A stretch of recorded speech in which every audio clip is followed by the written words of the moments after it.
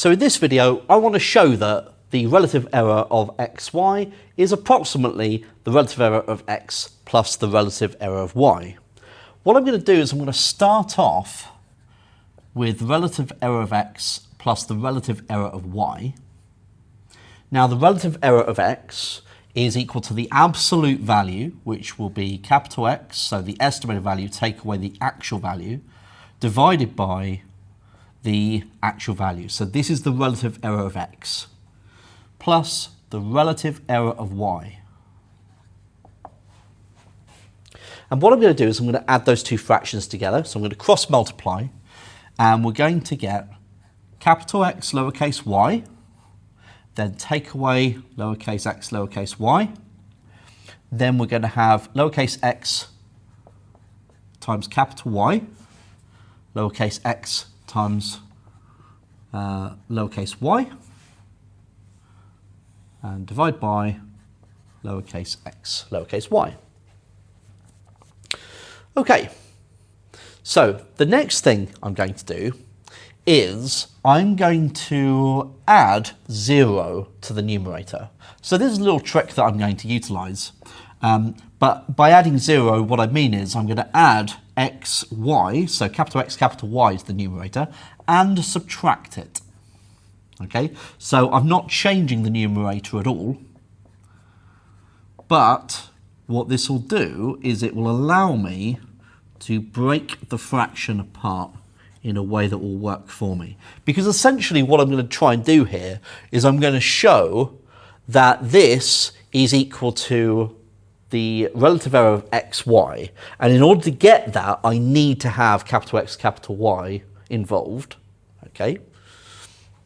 So remember that the relative error of xy, what that would look like is xy take away xy. So uppercase xy take away lowercase xy over lowercase xy. That's what I'm trying to get to, okay? So I need that term to be there. So breaking this fraction apart, I can produce that. I've got the xy there, and I've got a takeaway xy there, okay? And I can write that as over xy. So this is that, but I've also got this other stuff, right? So the other bits that I have are minus xy, capital X, capital Y, that bit there. I've got that term there. I've got that term there, and that term there.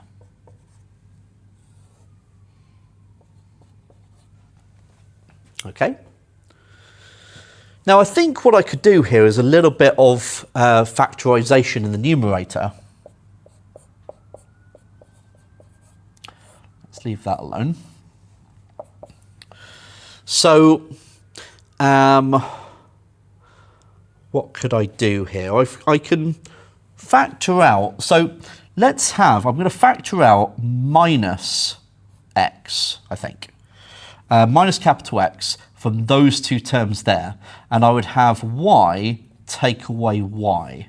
Now the reason why I've taken out negative x is so that I can get something looking like that, okay?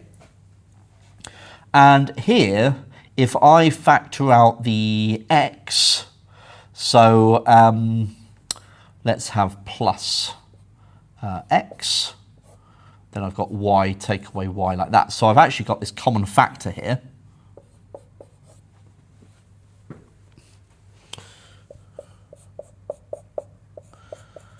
I'm going to run out of room. Okay. Now, because these two terms have a common factor, I can factor that out. And if I stick a minus sign here, I can bring a minus all the way through this. So I can instead have positive x, capital X, and negative lowercase x. So I can factorize that and have this.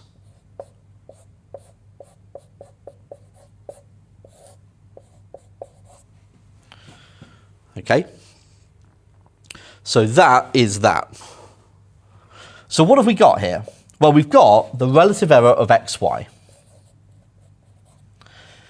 Take away, well this, if we think about it, that is the same as, so you could write that as x take away x over x times y take away y over y. That is what that term is. And that's the relative error of x times the relative error of y. So, assuming that the relative error of x and the relative error of y are small, if you're multiplying two numbers together that are small, the result is going to be very small.